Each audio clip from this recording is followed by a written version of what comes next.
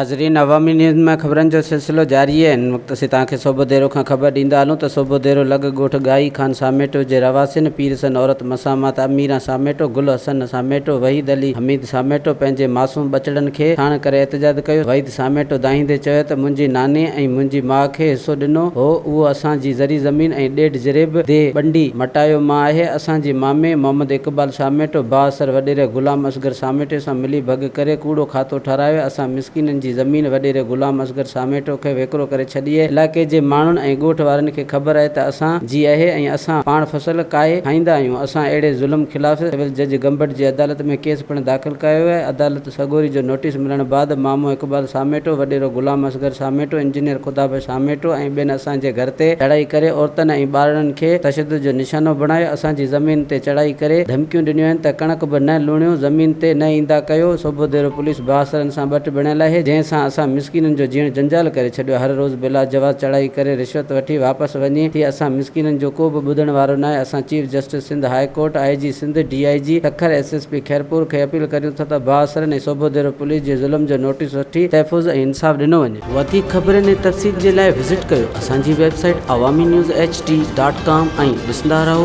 Awami news HD।